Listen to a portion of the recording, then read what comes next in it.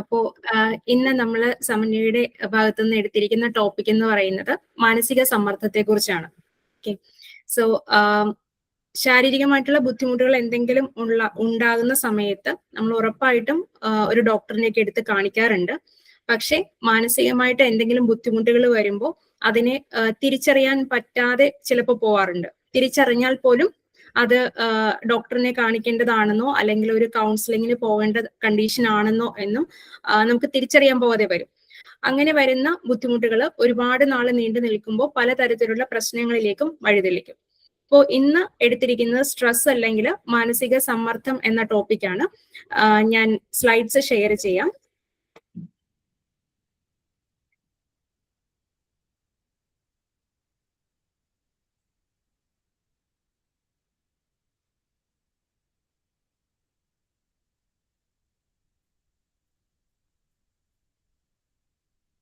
Okay, slide എല്ലാവർക്കും visible ആണെന്ന് കരുതുന്നു.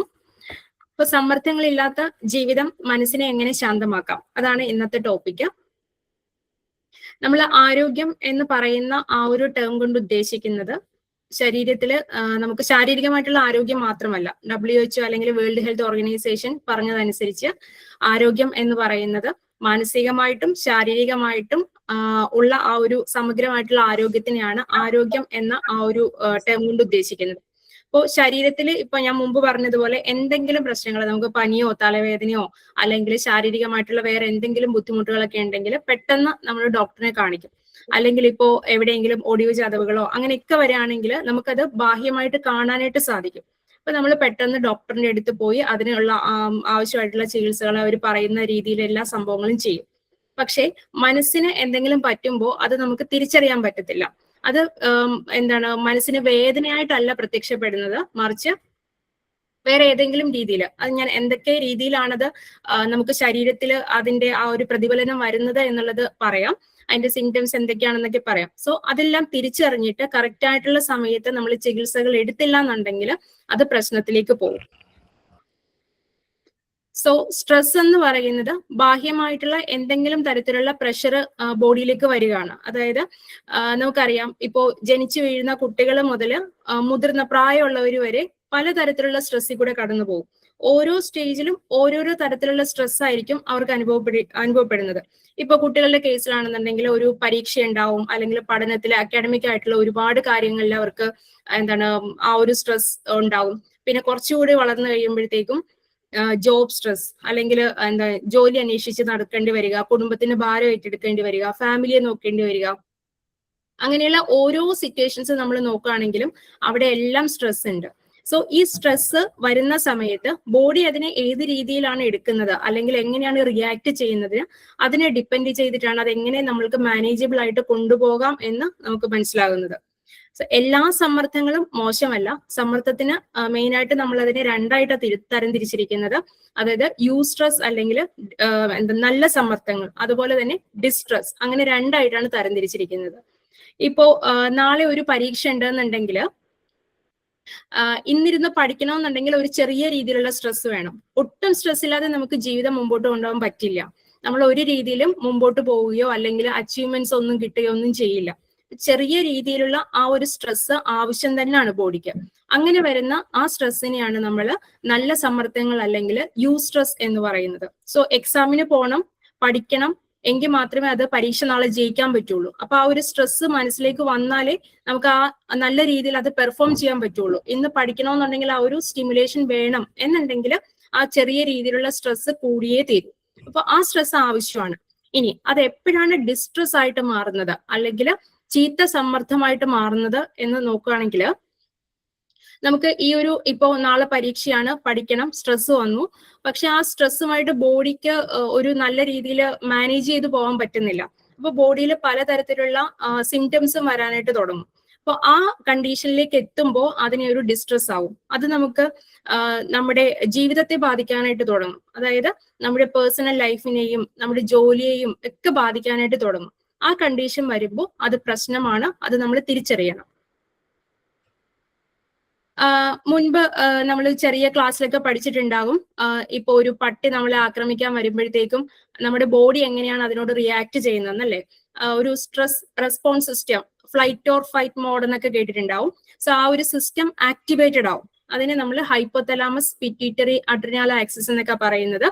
സോ എന്തെങ്കിലും ഒരു ത്രെട്ട്, പുറത്തു നിന്നും എന്തെങ്കിലും പേടിപ്പിക്കുന്ന സംഭവങ്ങളോ അങ്ങനെ പേടി ഉണ്ടാക്കേണ്ട സിറ്റുവേഷൻസോ ഒക്കെ വരുമ്പോൾ നമ്മുടെ ബ്രെയിനിലെ ഹൈപ്പോതലാമസ് ആക്ടിവേറ്റഡ് ആവും, ബോഡി സിഗ്നൽ കൊടുക്കും. ഓക്കെ, ഇങ്ങനെ ഒരു ത്രെട്ട് ഉണ്ട് പുറത്ത്, എങ്ങനെയെങ്കിലും ബോഡീനെ അതിന് സജ്ജമാക്കണം എന്നുള്ള രീതിയിൽ ഒരു സിഗ്നൽ കൊടുക്കും.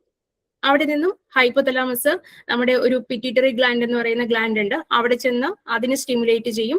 അതിനുശേഷം അത് കിഡ്നിയുടെ ഒക്കെ മുകളിൽ അഡ്രിനൽ ഗ്ലാൻഡ്സ് ഉണ്ട്, അവിടെ ചെന്ന് അതിനെ സ്റ്റിമുലേറ്റ് ചെയ്യും. അപ്പോൾ കോർട്ടിസോൾ എന്ന് പറയുന്ന ഒരു ഹോർമോൺ റിലീസ് ആവും. ഈ കോർട്ടിസോൾ എന്ന് പറയുന്ന ഈ ഒരു ഘടകമാണ് നമ്മുടെ സ്ട്രെസ് ഹോർമോൺ എന്നറിയപ്പെടുന്നത്. അപ്പോൾ എക്സ്റ്റേണലി പുറമേ നിന്നും എന്തെങ്കിലും തരത്തിലുള്ള വെല്ലുവിളികളോ ജീവിത സാഹചര്യങ്ങളോ ഒക്കെ നമുക്ക് മാനേജ് ചെയ്യാത്ത രീതിയിൽ വരുമ്പോൾ ബോഡിയിൽ ഈ കോർട്ടിസോൾ എന്ന് പറയുന്ന ഈ ഒരു ഹോർമോൺ കണ്ടിന്യൂസ് ആയിട്ട് ഇങ്ങനെ പ്രൊഡ്യൂസ് ചെയ്തുകൊണ്ടേയിരിക്കും. അത് പലതരത്തിലുള്ള മാനസികമായിട്ടുള്ള പ്രശ്നങ്ങൾക്കും ശാരീരികമായിട്ടുള്ള പ്രശ്നങ്ങൾക്കും ഒക്കെ വഴിതെളിക്കും. ഇപ്പോ ശാരീരികമായിട്ടുള്ള പ്രശ്നങ്ങൾ നോക്കുകയാണെന്നുണ്ടെങ്കിൽ നമ്മുടെ BP കൂടുക, രക്തസമ്മർദ്ദം വർദ്ധിപ്പിക്കുക, അല്ലെങ്കിൽ നമുക്ക് ക്ഷീണം തോന്നുക, പിന്നെ ഡയബറ്റിസ് അല്ലെങ്കിൽ ഷുഗർ ബോഡിയിൽ ഹൈ ആക്കിക്കൊണ്ടിരിക്കുക, അങ്ങനെയുള്ള പലതരത്തിലുള്ള വെയിറ്റ് ഗെയിൻ ഉണ്ടാക്കുക, പിന്നെ നമ്മളുടെ ഹോർമോൺസിൽ ആകെ കൂടി ശരീരത്തിലെ ഹോർമോൺസിലെ ഇംബാലൻസസ് ഉണ്ടാക്കുക, അങ്ങനെയുള്ള ഒരുപാട് കാര്യങ്ങളിലേക്ക് ഈ കോർട്ടിസോൾ ലെവൽ ഇങ്ങനെ ഹൈ ആയിട്ട് നിൽക്കുകയാണെന്നുണ്ടെങ്കിൽ പ്രശ്നമാകും. മാനസികമായിട്ടുള്ള പ്രശ്നങ്ങൾ വരുന്നത് ഈ രീതിയിലൊക്കെ ആയിരിക്കും. സോ നമുക്ക് പെട്ടെന്ന് ഇറിറ്റേഷൻ വരിക, ചെറിയ കാര്യങ്ങൾ കേട്ടാൽ പോലും പെട്ടെന്ന് നമ്മൾ ഇറിറ്റേറ്റഡ് ആവും. അതിനെ നല്ല രീതിയിൽ ആ സിറ്റുവേഷനെ കൈകാര്യം ചെയ്യാൻ പറ്റാത്ത രീതിയിൽ ഇറിറ്റേറ്റഡ് ആവുക. അതുപോലെ തന്നെ സ്ലീപ്പിൽ പ്രശ്നങ്ങൾ ഉണ്ടാവും. ഇത് വളരെ ഇമ്പോർട്ടന്റ് ആണ്. മാനസികാരോഗ്യത്തില് ഉറക്കം എന്ന് പറയുന്നത് വളരെ ഇമ്പോർട്ടന്റ് ആണ്. അപ്പൊ സ്ട്രെസ് കൂടുന്ന സമയത്ത് നമുക്കറിയാം, നമുക്ക് എന്തെങ്കിലും ചെറിയ രീതിയിൽ ഒരു സ്ട്രെസ് വരികയോ അല്ലെങ്കിൽ ടെൻഷൻ വരികയോ ചെയ്യുകയാണെങ്കിൽ ഉറക്കം കിട്ടത്തില്ല. നമ്മൾ ഇങ്ങനെ ആലോചിച്ചുകൊണ്ടേ ഇരിക്കാം, എന്തെങ്കിലും പഴയ കാര്യങ്ങളായാലും ഇനി ഭാവിയിൽ എന്ത് സംഭവിക്കും, അങ്ങനെയുള്ള ഒരുപാട് ഓവർ തിങ്കിങ് വന്നുകൊണ്ടേയിരിക്കും. അപ്പൊ നമുക്ക് ഉറക്കം കിട്ടത്തില്ല. ചിലപ്പോൾ ഉറങ്ങാൻ കിടക്കുമ്പോൾ ഉറക്കം കിട്ടത്തില്ല. ചിലർക്കാണെന്നുണ്ടെങ്കിൽ ഉറങ്ങി നമ്മൾ ഇടയ്ക്കിടയ്ക്ക് എണീക്കും. അപ്പോൾ പിന്നെ എണീറ്റ് കഴിഞ്ഞാൽ പിന്നെ ഉറക്കം കിട്ടത്തില്ല, ഉറക്കത്തിലേക്ക് പോകാൻ ബുദ്ധിമുട്ടുകൾ ഉണ്ടാവുക. ഇനി ഉറങ്ങുവാണെന്നുണ്ടെങ്കിലും അതിന്റെ ഇടയ്ക്കിടയ്ക്ക് എണീറ്റ് വരിക, അതെല്ലാം സ്ലീപ്പ് ഡിസ്റ്റർബൻസസിൽ വരുന്ന സംഭവങ്ങളാണ്. അത് ഈ സ്ട്രെസ് ഹോർമോൺ ഇങ്ങനെ നിലനിൽക്കുന്നത് കൊണ്ട് ശരീരം കാണിക്കുന്ന ഒരു പ്രശ്നമാണ്. ചിലർക്ക് ബോഡിയിൽ അവിടെ ഇവിടെയൊക്കെ വേദന ഉണ്ടാവും. മിക്കവാറും തന്നെ റിപ്പോർട്ട് ചെയ്യുന്നത് തലവേദനയായിട്ടോ അല്ലെങ്കിൽ ശരീരത്തിൽ ഏതെങ്കിലും ഭാഗത്ത് കണ്ടിന്യൂസ് ആയിട്ട് വേദന വരുന്നു, അങ്ങനെയൊക്കെ ആയിരിക്കും. മസിൽ ടെൻഷൻ വരുന്നു എന്നുള്ള രീതിയിലൊക്കെ ആയിരിക്കും പ്രസന്റേഷൻസ് വരുന്നത്. പിന്നെ നമുക്ക് ബോഡിയിൽ നോക്കുകയാണെന്നുണ്ടെങ്കിൽ ബെല്ലി ഫാറ്റ് കൂടുക, നമ്മുടെ വയറിന്റെ ചുറ്റും കൊഴുപ്പ് അടിഞ്ഞുകൂടുന്ന ആ ഒരു ഫാറ്റ് ഡിപ്പോസിറ്റ് ചെയ്യുന്നത് ഈ കണ്ടിന്യൂസ് ആയിട്ട് സ്ട്രെസ് വരുമ്പോൾ കോർട്ടിസോൾ ഹോർമോൺ റിലീസ് ആവുന്നതുകൊണ്ടുണ്ടാവുന്ന ഒരു സിംറ്റം ആണ്. പിന്നെ ചിലർക്ക് നിങ്ങൾ കേട്ടിട്ടുണ്ടാകും സ്ട്രെസ് ഈറ്റിംഗ് ആണെന്നൊക്കെ പറയാറുണ്ട്. അതായത് നമ്മളിങ്ങനെ സ്ട്രെസ് വരുന്ന സമയത്ത് ഒരുപാട് ഫുഡിനോട് ഭയങ്കരമായിട്ട് ആർത്തി തോന്നും. ആ ഒരു ഷുഗർ ക്രേവിങ് അല്ലെങ്കിൽ ഫുഡ് കഴിച്ചുകൊണ്ടിരിക്കാനായിട്ടുള്ള അമിതമായിട്ടുള്ള ആ ഒരു ടെൻഡൻസി തോന്നുക, ആ ഒരു ക്രേവിങ് തോന്നുക, അത് ഈ പറയുന്ന കോർട്ടിസോൾ ഹോർമോൺ കണ്ടിന്യൂസ് ആയിട്ട് ബോഡിയിൽ നിൽക്കുന്നതിന്റെ ഒരു സിംറ്റം ആണ്. പിന്നെ നമ്മുടെ ഹെയറിലൊക്കെ നമ്മൾ മുടിയൊക്കെ എടുത്ത് നോക്കുകയാണെങ്കിൽ പെട്ടെന്ന് പൊട്ടിപ്പോവുക. പിന്നെ ലോ ലിബിഡോ, സെക്ഷൽ ഇന്റിമസിയിൽ താല്പര്യങ്ങളൊന്നും തോന്നാത്ത ഒരു അവസ്ഥ വരിക. പിന്നെ ഫീലിംഗ് എക്സോസ്റ്റഡ്, നമുക്ക് പെട്ടെന്ന് ക്ഷീണം വരും. അതായത് ഇപ്പൊ നമ്മുടെ ബോഡിയിൽ നമുക്കറിയാം ബോഡി വർക്ക് ചെയ്യാനായിട്ട് എനർജി വേണം. സോ 80% നമ്മളുടെ ബോഡിയിൽ പ്രൊഡ്യൂസ് ചെയ്യുന്ന 80% ആ ഒരു എനർജി നോക്കുകയാണെന്നുണ്ടെങ്കിൽ അത് ബോഡിയുടെ ഫങ്ഷൻസിനെയൊക്കെ മാനേജ് ചെയ്യാൻ വേണ്ടിയിട്ട് യൂട്ടിലൈസ് ചെയ്യും. അതിൽ 20% യൂട്ടിലൈസ് ചെയ്യുന്നത് ബ്രെയിൻ ആണ്. ബ്രെയിനിന്റെ ഓരോ കാര്യങ്ങൾക്കും ആക്ടിവിറ്റീസിനും ഒക്കെ കൺട്രോൾ ചെയ്യാനും അങ്ങനെയുള്ള സംഭവങ്ങൾക്കൊക്കെ 20% എനർജി യൂട്ടിലൈസ് ചെയ്യും. പക്ഷെ ഈ കണ്ടിന്യൂസ് ആയിട്ടുള്ള സ്ട്രെസ് ഹോർമോൺ ഇങ്ങനെ ബോഡിയിൽ റിലീസ് ചെയ്ത് വരുമ്പോൾ നമ്മുടെ ബോഡിക്ക് അത് മാനേജ് ചെയ്യാൻ പറ്റാത്ത വരുന്ന സന്ദർഭങ്ങളിൽ ആ ഒരു സ്ട്രെസ് കൂടുമ്പോൾ നമ്മുടെ ബ്രെയിനും അതേ രീതിയിൽ ഹീറ്റപ്പ് ആയിക്കൊണ്ടിരിക്കും. അപ്പോൾ ഒരുപാട് എനർജി അതിന് വേണ്ടിയിട്ട് യൂട്ടിലൈസ് ചെയ്യേണ്ടി വരും. അപ്പൊ ബോഡിക്ക് ആകെപ്പാടെ ഒരു ക്ഷീണം തോന്നുന്ന അവസ്ഥയിലേക്ക് വരും. ഇതൊക്കെയാണ് മാനസികമായിട്ടും ശാരീരികമായിട്ടും ഒക്കെ സ്ട്രെസ് ഹോർമോൺ കൂടുമ്പോൾ ഉണ്ടാവുന്ന അവസ്ഥകൾ എന്ന് പറയുന്നത്. ഇനി നമ്മൾ നോക്കുകയാണെന്നുണ്ടെങ്കിൽ പ്രഗ്നൻസി ടൈമിൽ സ്ത്രീകൾ ഒരുപാട് സ്ട്രെസ് ഉണ്ടാക്കാതെ സൂക്ഷിക്കണം എന്നൊക്കെ നമ്മൾ പറയാറുണ്ട് അല്ലേ. പ്രഗ്നൻസി ടൈമിൽ ഒരു ലേഡിക്ക് ഒരുപാട് സ്ട്രെസ് ഉണ്ടാവുകയാണെങ്കിൽ എന്താ സംഭവിക്കുന്നതെന്ന് വെച്ചാൽ നമുക്കറിയാം, കുഞ്ഞിനെയും അമ്മയെയും തമ്മിൽ കണക്ട് ചെയ്യുന്ന ഒരു കണക്ഷൻ ഉണ്ട്. സോ ആ കണക്ഷൻ ഒരു പരിധി വരെ എന്താണ് ഈ സ്ട്രെസ് ഹോർമോണായ കോർട്ടിസോളിനെ അമ്മയിൽ നിന്നും കുഞ്ഞിലേക്ക് കടക്കുന്നത് തടഞ്ഞു നിർത്തും. പക്ഷെ ഒരു പരിധി വിട്ട് കഴിഞ്ഞാൽ ഈ ഹോർമോൺ അതിന് ആ ഒരു പ്രതിരോധ ശക്തി നഷ്ടപ്പെടുകയും സ്ട്രെസ് ഹോർമോണായ കോർട്ടിസോൾ കുഞ്ഞിലേക്ക് കടന്നു പോവുകയും ചെയ്യും. അപ്പോൾ നമ്മൾ പ്രീനേറ്റൽ പീരീഡിൽ തന്നെ, അതായത് അമ്മ കുഞ്ഞിനെ പ്രഗ്നന്റ് ആയിരിക്കുന്ന സമയത്ത് തന്നെ സ്ട്രെസ് റിഡക്ഷനുള്ള ടെക്നിക്കുകളൊക്കെ ആരംഭിക്കേണ്ടത് അത്യാവശ്യമാണ്. സോ നമുക്ക് മാനസികമായിട്ടുള്ള ബുദ്ധിമുട്ടുകൾ വരുമ്പോൾ ഏകാഗ്രതക്കുറവ് വരും. അതായത് ഒന്നിലും ശ്രദ്ധ കേന്ദ്രീകരിക്കാൻ പറ്റാത്ത അവസ്ഥ, ഭയങ്കരമായിട്ട് പെട്ടെന്ന് ദേഷ്യം വരിക, പിന്നെ എന്താണ് തലവേദന വരിക, ഉറക്കക്കുറവ് വരിക, പലതരത്തിലുള്ള ദഹന പ്രശ്നങ്ങൾ വരിക. നമ്മുടെ ബ്രെയിനും അതുപോലെ തന്നെ ഗട്ടും ആമാശയും ഒക്കെ ആയിട്ട് ഭയങ്കര കണക്ഷൻ ഉണ്ട്. അതിന് ഗട്ട് ബ്രെയിൻ ആക്സസ് എന്നാണ് പറയുന്നത്. ഗട്ടിൽ എന്തെങ്കിലും പ്രശ്നങ്ങൾ പറ്റുകയാണെങ്കിൽ അത് ബ്രെയിനിനെ അഫക്റ്റ് ചെയ്യും. സെക്കൻഡ് ബ്രെയിൻ എന്നാണ് നമ്മുടെ ഈ ഗട്ടിനെ അറിയപ്പെടുന്നത്. അത്രമാത്രം ഇമ്പോർട്ടന്റ് ആണ്. അപ്പോൾ നമ്മുടെ ബ്രെയിനിനെ ഈ മാനസികമായിട്ട് ആരോഗ്യം സംരക്ഷിക്കാനും സന്തോഷമൊക്കെ ആയിട്ടിരിക്കാനും ആയിട്ട് കുറെ കെമിക്കൽസ് ഉണ്ട് ബ്രെയിനിൽ. അതിനെ നമ്മൾ ന്യൂറോ ട്രാൻസ്മിറ്റേഴ്സ് എന്നാണ് പറയുന്നത്. സോ അങ്ങനെ ഒരു ന്യൂറോ ട്രാൻസ്മിറ്റർ ആണ് സെറട്ടോണിൻ. ഡോപ്പമിൻ, സെറട്ടോണിൻ എന്നൊക്കെ കേട്ടിട്ടുണ്ടാവും. സോ ഡോപ്പമിൻ, സെറട്ടോണിൻ എന്നൊക്കെ പറയുന്ന ന്യൂറോ ട്രാൻസ്മിറ്ററിൽ സെറട്ടോണിൻ എന്ന് പറയുന്നതാണ് നമ്മൾ ഫീൽ ഗുഡ് ഹോർമോൺ, അല്ലെങ്കിൽ സന്തോഷമായിട്ടിരിക്കാനായിട്ട് ഹെൽപ്പ് ചെയ്യുന്ന ഹോർമോൺ എന്ന് പറയുന്നത്. ഇതില് 90% സെറട്ടോണിനും പ്രൊഡ്യൂസ് ചെയ്യുന്നത് നമ്മുടെ ആമാശയത്തിലാണ്, ഗട്ടിലാണ്. സോ അവിടെ ഗട്ടിന്റെ എൻവയോൺമെന്റ് പ്രോപ്പർ ആക്കി വെക്കുക എന്നുള്ളത് വളരെ ഇമ്പോർട്ടന്റ് ആണ്. ഗട്ട് നല്ല രീതിയിൽ നമ്മൾ സൂക്ഷിക്കുകയാണെന്നുണ്ടെങ്കിൽ, അതായത് അതിന് എന്താ പ്രീ പ്രോബയോട്ടിക് കണ്ടന്റുള്ള ബാക്ടീരിയാസ് ഒക്കെ ആണ് അതിനെ നല്ല രീതിയിൽ ഈ സെറട്ടോണിൻ പ്രൊഡക്ഷന് വേണ്ടിയിട്ട് ഹെൽപ്പ് ചെയ്യുന്ന ബാക്ടീരിയാസ്.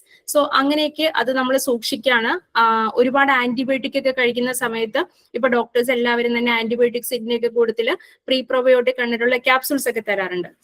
എന്താന്ന് വെച്ചാൽ നമ്മൾ ആന്റിബയോട്ടിക്സ് ഒക്കെ കഴിക്കുമ്പോൾ ആവശ്യമുള്ള ബാക്ടീരിയാസിനെയും ആവശ്യമില്ലാത്ത ബാക്ടീരിയാസിനെയും ഒക്കെ ആന്റിബയോട്ടിക്സ് കില്ല് ചെയ്യും. സോ അങ്ങനെ അത് നശിച്ചു കഴിയുമ്പോഴത്തേക്കും ഗട്ടിൽ പ്രോപ്പറായിട്ട് ആ ഒരു ബാലൻസ് ഇല്ലാത്ത അവസ്ഥയിലേക്ക് പോകും. അപ്പൊ സെറട്ടോണിന്റെ പ്രൊഡക്ഷൻ കുറയും.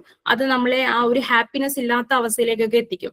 അതുകൊണ്ട് നമ്മൾ ഫുഡ് നോർമൽ നമ്മൾ കഴിക്കുന്ന ഭക്ഷണത്തിൽ എടുത്തു നോക്കുകയാണെന്നുണ്ടെങ്കിൽ ദിവസവും കേട് കഴിക്കണം, തൈര് കഴിക്കണം എന്നൊക്കെ പറയാറുണ്ട്. അതെല്ലാം പുളിച്ച ഭക്ഷണ സാധനങ്ങളിലാണ് കൂടുതലും ഈ പറയുന്ന രീതിയിൽ പ്രീ പ്രോബയോട്ടിക് കണ്ടന്റ് ഉള്ളത്.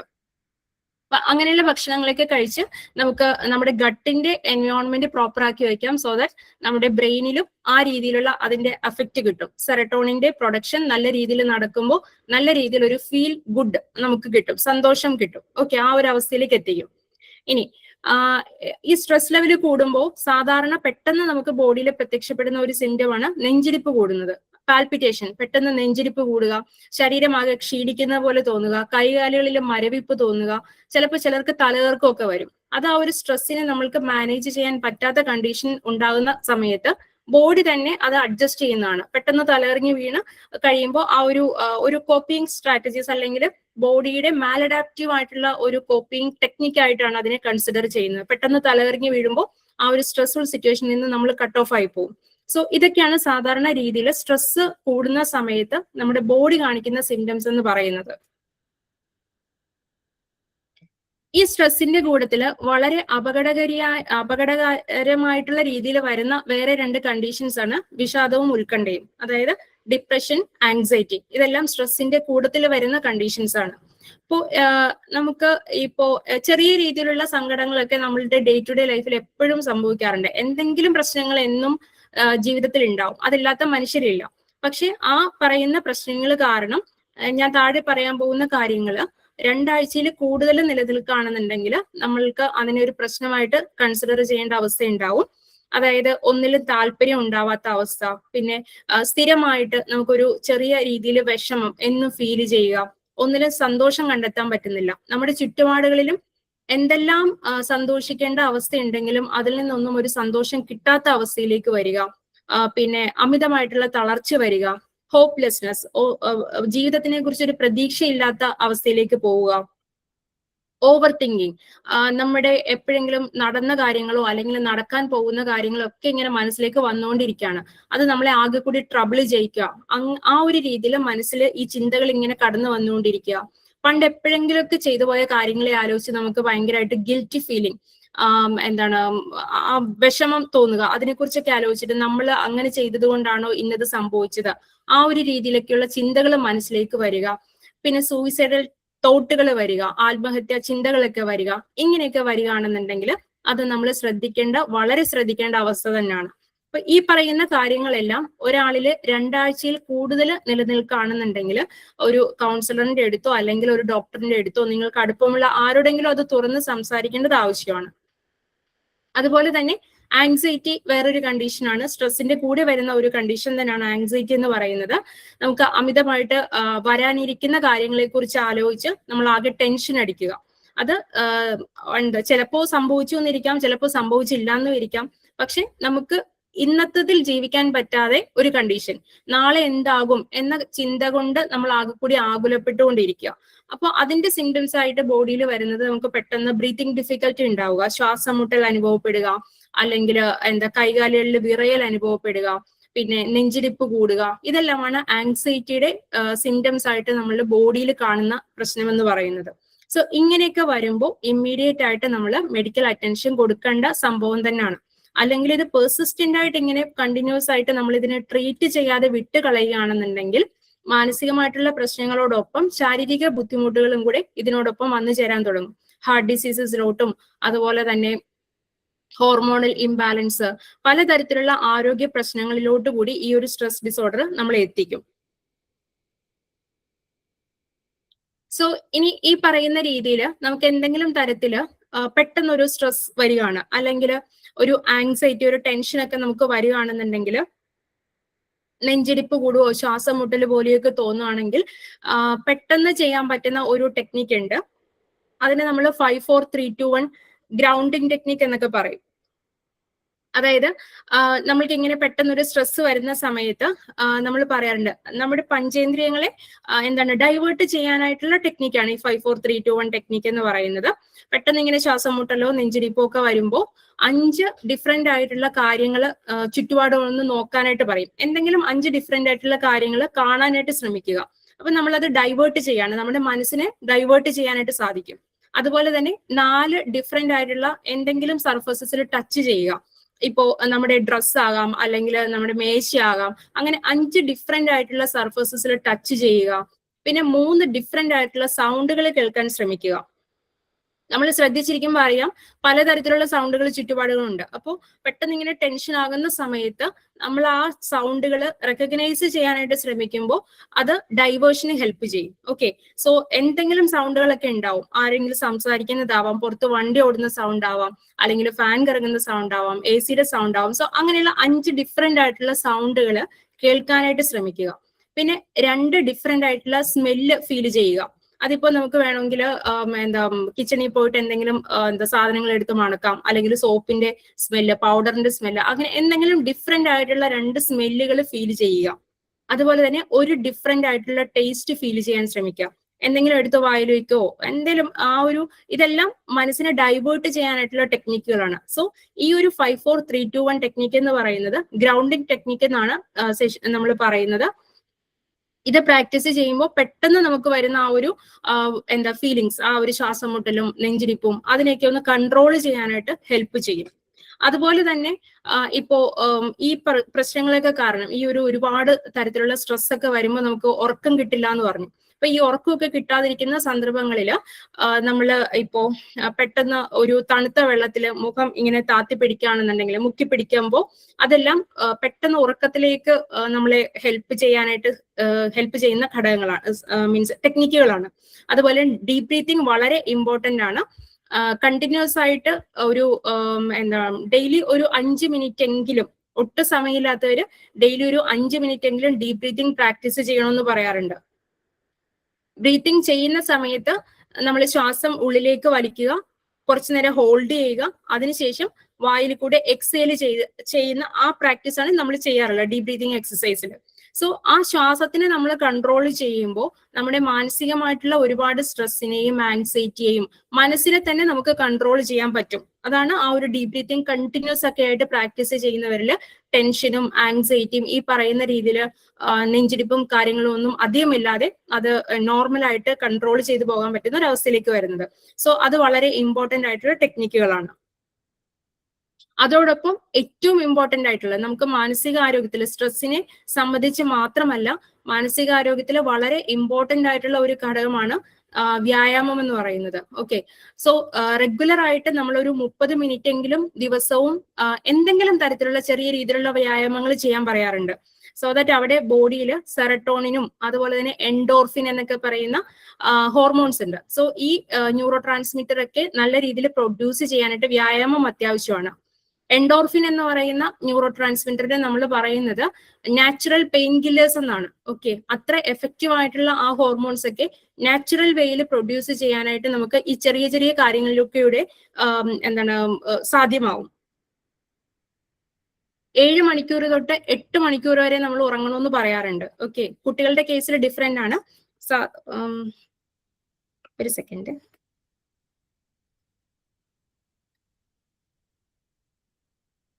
കുട്ടികളുടെ കേസ് എടുത്ത് നോക്കുകയാണെങ്കിൽ അത് ഡിഫറെന്റ് ആയിരിക്കും. ഇപ്പോ ഒരു അഡൽട്ട് പ്രായമുള്ള ഒരു വ്യക്തിയിൽ 7 മണിക്കൂർ തൊട്ട് 8 മണിക്കൂർ വരെ ഉറക്കം അത്യാവശ്യമാണ്. കാരണം നമ്മൾ ഉറങ്ങുന്ന സമയത്ത് ഇപ്പോ പുറത്ത് ഇരുട്ട് വീഴുന്ന സമയത്ത് നമ്മുടെ കണ്ണുകൾ അതിനെ ആ സിഗ്നൽ കണ്ണിലേക്ക് എത്തും. അത് മെലറ്റോണിൻ എന്ന് പറയുന്ന ഒരു ഹോർമോണിനെ പ്രൊഡ്യൂസ് ചെയ്യും. അത് നമുക്ക് ഉറക്കത്തിന്റെ സമയത്ത് പല സൈക്കിൾസുകൾ ഉണ്ട്. ഇപ്പോ N1, N2, N3 എന്നൊക്കെ പറയുന്ന പല സൈക്കിൾസ് ഉണ്ട്. റാപ്പിഡ് ഐ മൂവ്മെന്റ് സ്ലീപ്പ് എന്നൊക്കെ പറയുന്ന ഒരുപാട് സൈക്കിൾസ് ഉണ്ട്. ആ സൈക്കിൾസ് മുഴുവൻ കംപ്ലീറ്റ് ചെയ്യുകയാണെങ്കിലേ നമുക്ക് പ്രോപ്പർ ആയിട്ട് ഒരു ഉറക്കം കിട്ടിയെന്ന് പറയാൻ പറ്റുള്ളൂ. നമ്മളിപ്പോ ചുമ്മാതെ ഒരു 10 മണിക്ക് കിടന്നു, രാവിലെ 6 മണിക്ക് എണീറ്റു, ഒരു ക്വാളിറ്റി സ്ലീപ്പ് കിട്ടിയില്ല. അതായത് രാത്രിയിൽ ഇടയ്ക്കിടയ്ക്ക് എണീക്കുന്നുണ്ട്, ശരിക്കും അങ്ങോട്ട് ഡീപ് സ്ലീപ്പിലോട്ട് പോകുന്നില്ല, അങ്ങനെയൊക്കെ വരുമ്പോൾ ഒരു ക്വാളിറ്റി സ്ലീപ്പ് കിട്ടിയില്ല എന്ന് പറയാം. അതൊക്കെ പ്രശ്നമാണ്. അങ്ങനെയുള്ളപ്പോഴൊക്കെ നമ്മളത് തിരിച്ചറിയണം. എനിക്ക് ഉറക്കം അത്രമാത്രം ഇമ്പോർട്ടന്റ് ആണ് മാനസികാരോഗ്യത്തില്. മാനസികാരോഗ്യം മാത്രമല്ല ശാരീരിക ആരോഗ്യത്തിനെ സംബന്ധിച്ചാണെങ്കിലും ഉറക്കം വളരെ ആവശ്യമാണ്. ഇപ്പോൾ 7 തൊട്ട് 8 മണിക്കൂർ വരെ ഒരു ക്വാളിറ്റി സ്ലീപ്പ് നമുക്ക് കിട്ടുന്നുണ്ടോ എന്നുള്ളത് മനസ്സിലാക്കേണ്ടത് ആവശ്യമാണ്.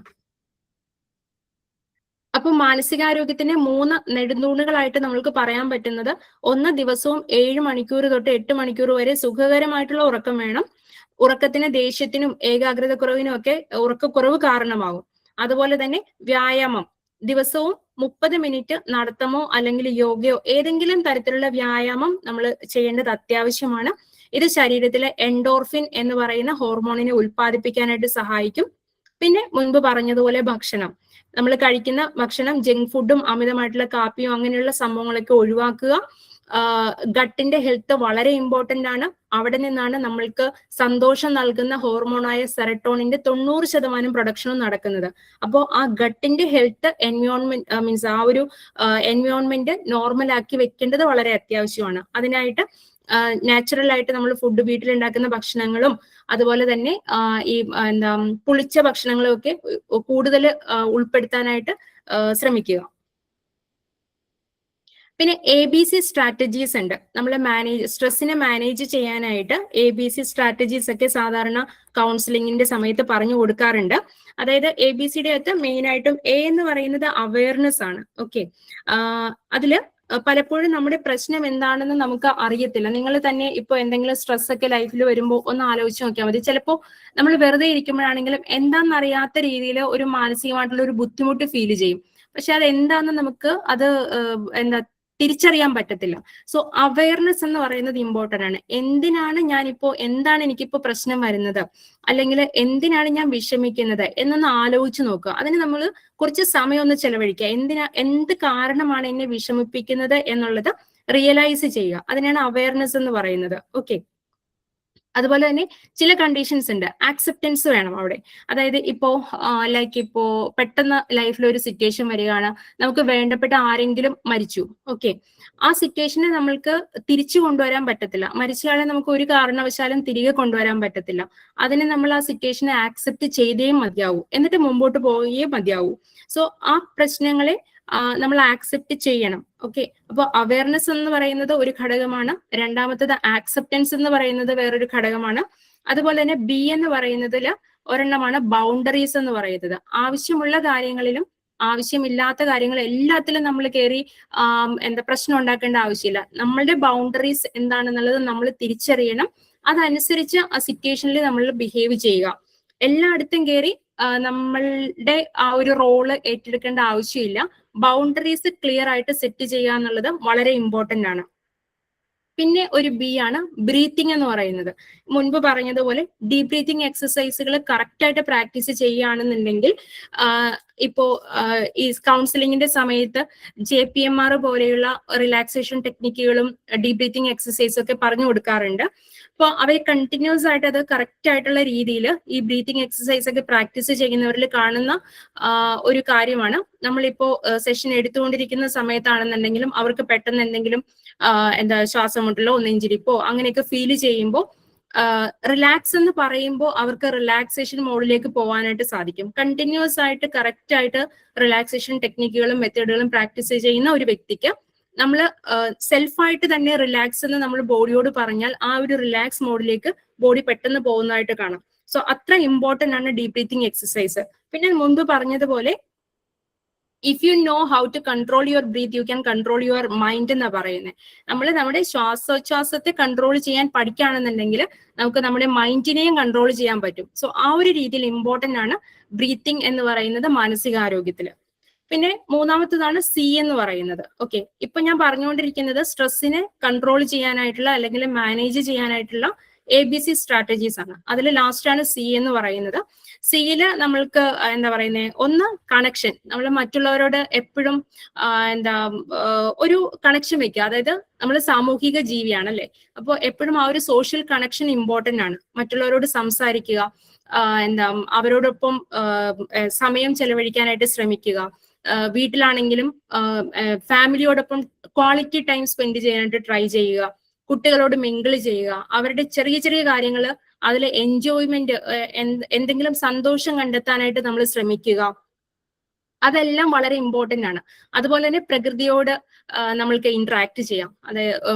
നമ്മളുടെ ചുറ്റുപാടുമുള്ള കാര്യങ്ങളെല്ലാം ആസ്വദിച്ച് കണ്ട് അതിനെ അതിൽ നിന്നൊക്കെ ഒരു സന്തോഷം കണ്ടെത്തുകയാണെന്നുണ്ടെങ്കിൽ നമ്മുടെ ബോഡിയിൽ നാച്ചുറൽ പ്രൊഡക്ഷൻ ഓഫ് ഡോപ്പമിൻ ഉണ്ടാവും. നാച്ചുറലി ഡോപ്പമിൻ ബോഡിയിൽ പ്രൊഡ്യൂസ് ആവും. അത് ഭയങ്കരമായിട്ട് നമ്മൾക്ക് സന്തോഷം നൽകുന്ന ഒരു സിറ്റുവേഷനിലേക്ക് എത്തിക്കും. പിന്നെ ക്ലാരിറ്റി എന്ന് പറയുന്നത് വേറൊരു സി എന്ന് പറയുന്നതിൽ രണ്ടാമത്തതാണ് ക്ലാരിറ്റി എന്ന് പറയുന്നത്. നമുക്ക് എപ്പോഴും ഒരു ക്ലിയർ ആയിട്ടൊരു ക്ലാരിറ്റി ഉണ്ടാവണം. നമ്മൾ ഇനി എന്താണ് ചെയ്യാനായിട്ട് പോകുന്നത്, അല്ലെങ്കിൽ നെക്സ്റ്റ് ലൈഫിൽ എന്താണ് മുമ്പോട്ട് ഇനി ചെയ്യേണ്ടത് എന്നുള്ള സംബോധനയെ കുറിച്ച് ഒരു ക്ലിയർ കട്ട് ആയിട്ടുള്ള ഒരു ക്ലാരിറ്റി നമുക്ക് ഉണ്ടാവണം. ഇപ്പൊ നാളെ രാവിലെ ഇപ്പോ നമ്മൾ എല്ലാവരും രാവിലെ എണീറ്റ് കഴിയുമ്പോഴത്തേക്കും ഡെയിലി ചെയ്തുകൊണ്ടിരിക്കുന്ന റുട്ടീൻ പോലെ ആ ഒരു ലൈഫ് മുമ്പോട്ട് പോയിക്കൊണ്ടിരിക്കും. രാവിലെ എണീക്കും, നമ്മൾ ഫുഡൊക്കെ കഴിച്ചിട്ട് വർക്ക് ചെയ്യാനായിട്ട് പോകും. അതിങ്ങനെ ഡെയിലി ലൈഫിൽ നടന്നുകൊണ്ടിരിക്കുകയാണ്. സംടൈംസ് രാത്രിയാകുമ്പോൾ നമ്മൾ ചിന്തിച്ചു നോക്കുകയാണ്, ഇന്ന് ഞാൻ എന്താണ് ചെയ്തത് എന്ന് ഓർത്തു നോക്കുമ്പോൾ സംടൈംസ് പെട്ടെന്ന് അങ്ങനെ റീകളക്ട് ചെയ്യാനായിട്ട് ഒന്നും ഉണ്ടാവില്ല, പ്രൊഡക്റ്റീവായിട്ടൊന്നും ചെയ്തിട്ടുണ്ടാവില്ല. സോ രാവിലെ എണീക്കുമ്പോഴേ നമ്മൾ ജസ്റ്റ് ഒന്ന് നോട്ട് ചെയ്ത് വെക്കുകയാണ്, ഇന്നത്തെ ദിവസം എനിക്ക് ഇന്ന ഇന്ന കാര്യങ്ങൾ ചെയ്യണം. അങ്ങനെ നോട്ട് ചെയ്ത് വെക്കുമ്പോൾ അത് ടൈം മാനേജ്മെന്റിന് കൂടി ഹെൽപ്പ് ചെയ്യും. ഇത്ര സമയത്തിനുള്ളിൽ ഇത്ര കാര്യം ചെയ്തു തീർക്കണം. അങ്ങനെ ഒരു സെറ്റ് ഗോൾ നമുക്ക് ഉണ്ടെങ്കിൽ ടൈം മാനേജ്മെന്റിന് ഹെൽപ്പ് ചെയ്യും. അതുപോലെ തന്നെ ആ ഒരു ക്ലാരിറ്റി ഉണ്ടാവും. ഇന്നത്തെ ദിവസത്തെ കുറിച്ച് എനിക്ക് എന്ത് ചെയ്യണം, ഇന്നത്തെ ദിവസം എന്താണ് ചെയ്യാനായിട്ട് പ്രൊഡക്റ്റീവായിട്ട് ചെയ്യാൻ പറ്റുന്നത് എന്ന ഒരു ക്ലിയർ കട്ട് ആയിട്ടുള്ള ഒരു ക്ലിയർ ആയിട്ടുള്ള സംഭവം നമ്മുടെ മനസ്സിലേക്ക് വരും. സോ ദാറ്റ് അതനുസരിച്ച് ഒരു ടൈം മാനേജ് ചെയ്ത് പ്രൊഡക്റ്റീവ് ആയിട്ടുള്ള രീതിയിൽ അന്നത്തെ ദിവസം ജീവിക്കാനായിട്ട് നമുക്ക് പറ്റും. ഇൻ കേസ് നമ്മളത് ടൈം മാനേജ്മെന്റ് പഠിച്ചില്ല എന്നുണ്ടെങ്കിൽ അത് സ്ട്രെസ്സിലേക്ക് ലീഡ് ചെയ്യും. രാത്രി ആയാലും ആ ദിവസം ചെയ്തു തീർക്കേണ്ട കാര്യങ്ങളൊന്നും ചെയ്തു തീർത്തിട്ടുണ്ടാവില്ല. അപ്പൊ അത് സ്ട്രെസ്സിലേക്ക് കാരണമാകും. മുൻപ് പറഞ്ഞതുപോലെ ഈ ഹോർമോൺസ് എല്ലാം ബോഡിയിൽ കോർട്ടിസോൾ ഹോർമോൺ പ്രൊഡക്ഷൻ നടക്കും. നമ്മൾക്ക് ശാരീരികമായിട്ടും മാനസികമായിട്ടുള്ള ബുദ്ധിമുട്ടുകൾ ഉണ്ടാക്കും. സോ ഈ പറഞ്ഞ രീതിയിൽ ABC ടെക്നിക്കുകൾ പ്രാക്ടീസ് ചെയ്യുന്നത് വളരെ ഇമ്പോർട്ടന്റ് ആണ്. ഇപ്പൊ പോസിറ്റീവായിട്ടിരിക്കാനായിട്ട് പിന്നെ നമുക്ക് ചെയ്യാൻ പറ്റുന്ന ഒരു കാര്യം എന്ന് പറയുന്നത് ഗ്രാറ്റിറ്റ്യൂഡ് ജേർണലിംഗ് ആണ്. നമ്മൾ രാത്രി കിടക്കുന്നതിന് മുൻപായിട്ട് ജസ്റ്റ് ഒരു ബുക്കും പേപ്പറും എടുത്തിട്ട് ഒരു ഡയറിയോ എന്തെങ്കിലും കീപ്പ് ചെയ്യുക. അതിൽ ഗ്രാറ്റിറ്റ്യൂഡ് എഴുതാനായിട്ട് പ്രാക്ടീസ് ചെയ്യുക. ലൈക്ക് ഇപ്പോ അന്നത്തെ ദിവസം നമുക്ക് എന്താണ് നമ്മളെ സന്തോഷിപ്പിച്ചത്, അല്ലെങ്കിൽ അന്നത്തെ ഗ്രാറ്റിറ്റ്യൂഡ് നിങ്ങൾക്ക് എല്ലാവർക്കും അറിയാമായിരിക്കും. ഇപ്പൊ ഒരാൾ നമ്മളെ നോക്കി ഒന്ന് ചിരിച്ചു കാണിക്കുകയാണെന്നുണ്ടെങ്കിൽ അയാളോട് നമുക്ക് ഗ്രാറ്റിറ്റ്യൂഡ് ഉണ്ട്. ഓക്കെ, ആ ഒരു രീതിയിൽ നമ്മൾ ഇന്ന് ജീവിച്ചിരിക്കാനായിട്ടുള്ള റീസൺ, അല്ലെങ്കിൽ നമുക്ക് ശ്വസിക്കാനായിട്ട് കിട്ടിയ വായു, അതിനോടെല്ലാം നമുക്ക് ഗ്രാറ്റിറ്റ്യൂഡ് എക്സ്പ്രസ് ചെയ്യാൻ പറ്റുന്ന ഒരു ഇതാണ്. അപ്പൊ നമ്മൾക്ക് അന്ന് തോന്നിയ ഗ്രാറ്റിറ്റ്യൂഡ് ആരോടൊക്കെയാണ് നമ്മൾക്ക് എക്സ്പ്രസ് ചെയ്യാനായിട്ടുള്ളത് അത് എഴുതി വെക്കുക.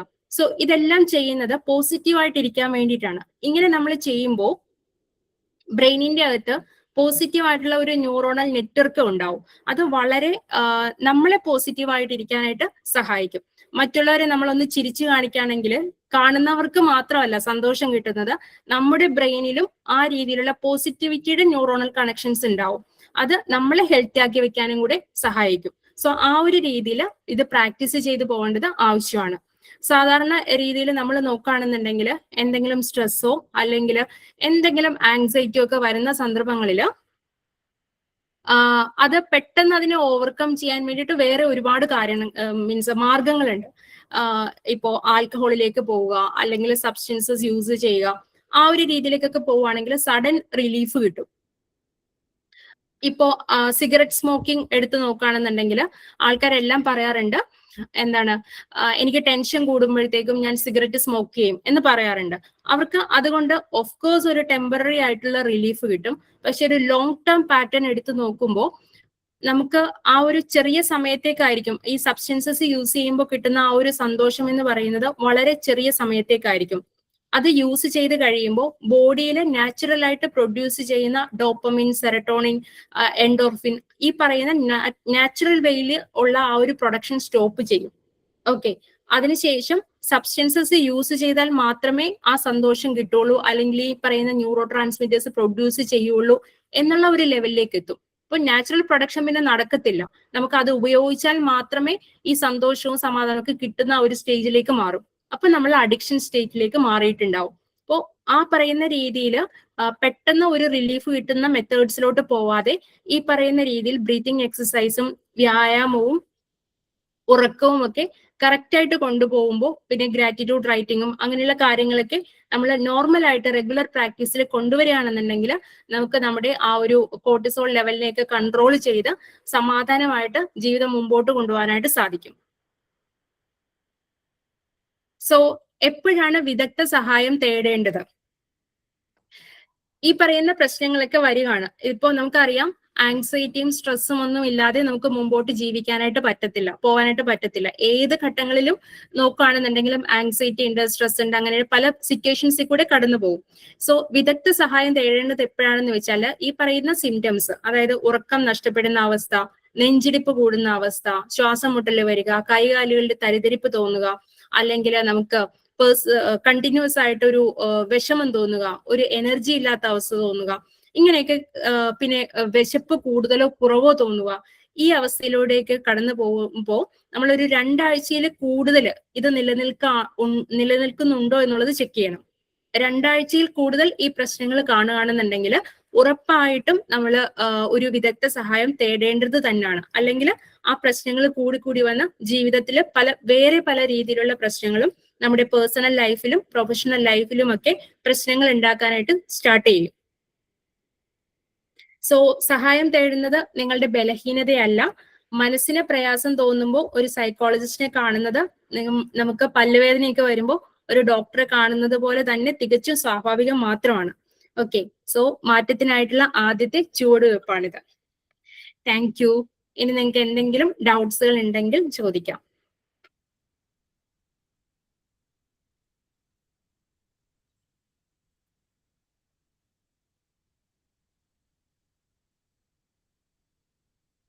ഈ ടോപ്പിക്കിൽ എന്തെങ്കിലും സംശയങ്ങൾ ഉണ്ടെങ്കിൽ ചോദിക്കാം.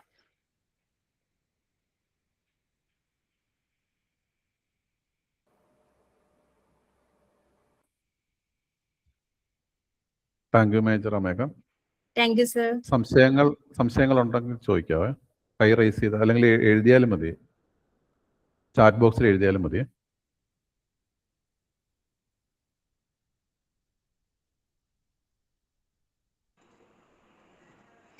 ഈ ആൻസൈറ്റിയും ഡിപ്രഷനെ പറ്റിയും പറഞ്ഞില്ലേ? അതെ. അപ്പൊ അത് എത്രത്തോളം നമുക്ക് ഒരു മെഡിസിൻ എടുക്കാതെ ഈ കൗൺസിലിങ്ങിലൂടെ തന്നെ നമുക്ക് എത്രത്തോളം അതിനെ കൺട്രോൾ ചെയ്ത് നിർത്താൻ പറ്റും എന്നുള്ളതൊന്ന് എക്സ്പ്ലെയിൻ ചെയ്യാവോ? ഓക്കെ, ആങ്സൈറ്റിയും ഡിപ്രഷനും നമ്മൾ എടുത്തു നോക്കുമ്പോൾ അതിന്റെ സിംറ്റംസും അതിന്റെ സിവിയറിറ്റിയും ഒക്കെ വെച്ചുകൊണ്ടാണ് നമ്മൾ അതിനെ ക്ലാസിഫൈ ചെയ്യുന്നത്. ഓക്കെ, ഇപ്പൊ ഒരു ചെറിയ രീതിയിലുള്ള ഡിപ്രഷനൊക്കെയാണ്, അതിന്റെ സിംറ്റംസ് അനുസരിച്ചിട്ട് അതിനെ ക്ലാസിഫൈ ചെയ്യും. ഒരു ചെറിയ രീതിയിലുള്ള ഒരു ഡിപ്രഷൻ ആണെന്നുണ്ടെങ്കിൽ നമുക്കത് കൗൺസിലിംഗിൽ കൂടെ ഒക്കെ മാനേജ് ചെയ്യാം. പക്ഷെ ഒരു സിവിയർ ലെവലിലേക്ക് പോവുകയാണ്, ആത്മഹത്യാ ചിന്തകളൊക്കെ ഉണ്ടെന്നുണ്ടെങ്കിൽ ഇമ്മീഡിയറ്റ് ആയിട്ടുള്ള മെഡിക്കൽ അറ്റൻഷൻ ആവശ്യമുണ്ട്. അപ്പോൾ മെഡിസിന്റെ സപ്പോർട്ട് ഇല്ലാതെ ആ ഒരു സിറ്റുവേഷൻ നമുക്ക് ഓവർകം ചെയ്യാൻ പറ്റത്തില്ല. മെഡിസിൻ സപ്പോർട്ട് താൽക്കാലികമായിട്ടാണെങ്കിലും കൊടുക്കേണ്ടി വരും. അതിനുശേഷം അവരുടെ ആ ഒരു സിംറ്റംസ് ഒക്കെ ഒന്ന് ഓക്കെ ആയി കഴിയുമ്പോൾ കൗൺസിലിങ്ങിലോട്ടും കാര്യങ്ങളിലോട്ടും പോകാം. ഇപ്പൊ ആകെ കൂടി അവർക്ക് നമ്മൾ പറയുന്ന കാര്യങ്ങൾ ഗ്രഹിക്കാൻ പോലും പറ്റാത്ത ഒരു സിറ്റുവേഷനിലൊക്കെ ആയിരിക്കും ആ ഒരു സിവിയർ ഡിപ്രഷന്റെ ലെവൽ എന്നൊക്കെ പറയുന്നത്. ആ ഒരു ലെവലില് നമ്മൾ പറയുന്ന ഒന്നും ഇപ്പൊ ഒരു കുടം കമത്തി വെച്ചിട്ട് വെള്ളം പുറത്തോട്ട് ഒഴിക്കുന്ന ഒരു എഫക്റ്റ് ഉണ്ടാവുള്ളൂ. ഇപ്പൊ പറയുന്ന കാര്യങ്ങൾ ആക്സെപ്റ്റ് ചെയ്യണമെന്നുണ്ടെങ്കിൽ അതിനുള്ളൊരു മാനസികാവസ്ഥ ഉണ്ടാവണം. അപ്പൊ അതിന് വേണ്ടിയിട്ട് ചിലപ്പോൾ ടെമ്പററി ആയിട്ടുള്ള മെഡിക്കൽ സപ്പോർട്ട് ആവശ്യമായിട്ട് വരും. അതിനുശേഷം കൗൺസിലിംഗിലോട്ട് പോകും.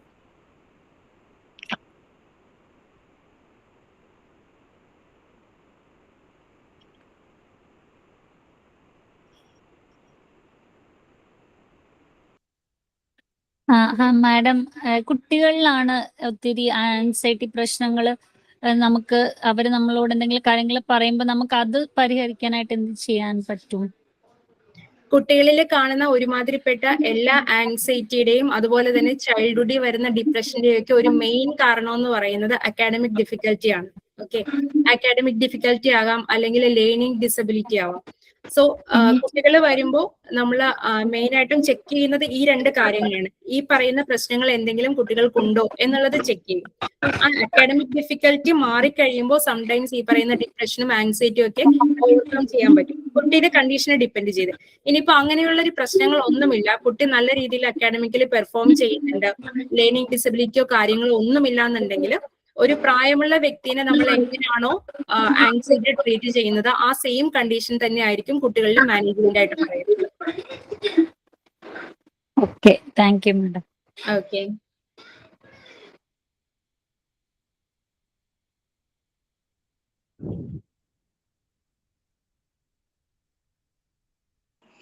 ഈ കുട്ടികളിലെ മൊബൈലിന്റെ ഉപയോഗവും അതുപോലെ ഇന്റർനെറ്റിന്റെ യൂസ് ഒക്കെ നമുക്ക് എങ്ങനെ കൗൺസിലിങ്ങിലൂടെ എത്രത്തോളം കൺട്രോൾ ചെയ്യാൻ പറ്റുമോ?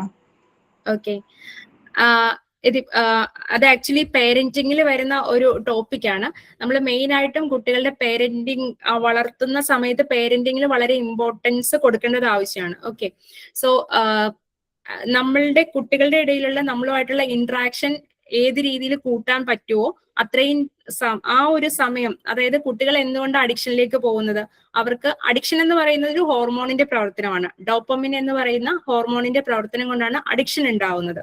നമുക്ക് സന്തോഷം കിട്ടുന്ന എന്ത് സബ്സ്റ്റൻസസ് ആയാലും, അതിപ്പോ ആൽക്കഹോൾ ആണെങ്കിലും സബ്സ്റ്റൻസസ് വേറെ എന്തെങ്കിലും ഡ്രഗ്സ് ആണെങ്കിലും മൊബൈൽ ആണെന്നുണ്ടെങ്കിലും പിന്നെ ചിലർക്ക് ഗാംബ്ലിംഗ് അഡിക്ഷൻ വരാം. സോ എന്ത് അഡിക്ഷൻ ആണെങ്കിലും അവിടെ ഉണ്ടാകുന്ന ഹോർമോൺ എന്ന് പറയുന്നത് ഡോപ്പമിൻ ആണ്.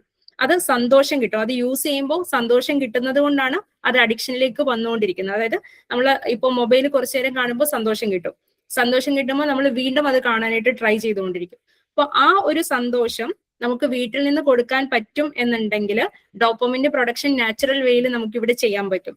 അതുകൊണ്ട് ആ സമയത്ത് കുട്ടികൾ മറ്റേ അഡിക്ഷനിലോട്ട് പോവാതെ നമുക്ക് സൂക്ഷിക്കാനായിട്ട് പറ്റും. കുട്ടികളുള്ള ഇന്ററാക്ഷൻ കൂട്ടുക എന്നുള്ളതാണ് ഏറ്റവും കൂടുതൽ ചെയ്യാനായിട്ട് ചെയ്യാൻ പറ്റുന്ന ഒരു കാര്യം എന്ന് പറയുന്നത്. അവർക്ക് ഒരു ബൗണ്ടറീസ് ഇല്ലാതെ ഓപ്പൺ ആയിട്ട് കമ്മ്യൂണിക്കേറ്റ് ചെയ്യാനായിട്ടുള്ള ഒരു സ്പേസ് ഉണ്ടാക്കുക. എന്ത് കാര്യം ഉണ്ടെങ്കിലും ഫസ്റ്റ് വീട്ടിൽ വന്ന് കമ്മ്യൂണിക്കേറ്റ് ചെയ്യാനായിട്ടുള്ള ഒരു സ്പേസ് ഉണ്ടാക്കി കൊടുക്കുകയാണെന്നുണ്ടെങ്കിൽ ഒരു പരിധിവരെ അഡിക്ഷനിലോട്ട് പോകുന്നതൊക്കെ പ്രിവെന്റ് ചെയ്യാനായിട്ട് സാധിക്കും.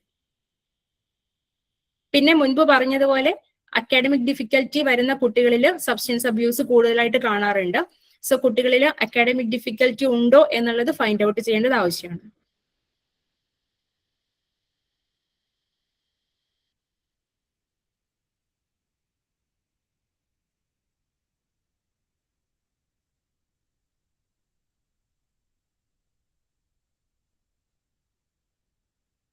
വേറെ എന്തെങ്കിലും സംശയങ്ങളുണ്ടോ?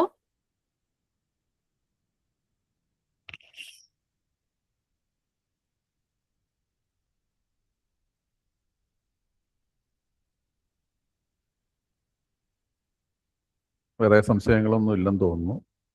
ഓക്കെ,